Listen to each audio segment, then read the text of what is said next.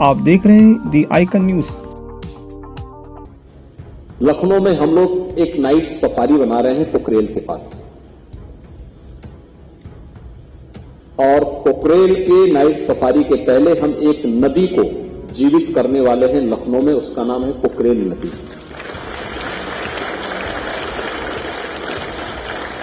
कभी पोखरेल नदी थी जो गोमती की सहायक नदी थी, आदि गंगा। गोमती को आदि गंगा भी कहते हैं। पीलीभीत से निकल करके और वाराणसी में ये मां गंगा के साथ इसका मिलन होता है। लेकिन गोमती की सहायक नदी पोखरेल नदी को लोगों ने नाला बना दिया। नाला बना करके उसमें अवैध निर्माण कर दिए, कब्जे हो गए, और कब्जा इतना बढ़ा पिछले 4 दशक में इतना बढ़ गया कि अब वह स्वयं ही न केवल नदी के लिए बल्कि यहां के पर्यावरण के लिए एक चुनौती बन गई थी।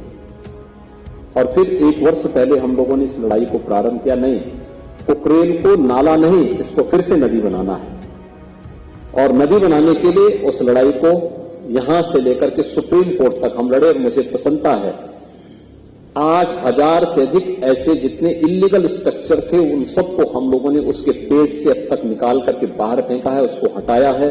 जिनका पुनर्वास होना था उन्हें पुनर्वास भी किया है, जिन्हें दंडित करना था उन्हें दंडित भी किया है। और नदी, आप आश्चर्य करेंगे कि अभी 8000 स्ट्रक्चर हटे हैं, लेकिन इतने स्ट्रक्चर हटने के बाद नदी में पानी के नए स्रोत फूटते हुए दिखाई दे रहे हैं।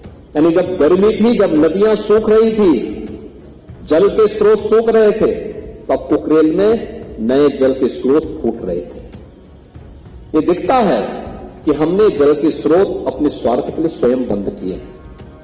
लेकिन यही स्थिति अन्य जगहों पर भी है। हमने कभी भी उस दिशा में प्रयास नहीं किया है। और इको टूरिज्म डेवलपमेंट बोर्ड इस बात के लिए हमें आगाह कर रहा है कि ज्ञानवर्धन के लिए भी, मनोरंजन के लिए भी हम अपनी प्रकृति के इस उपहार का उपयोग करें।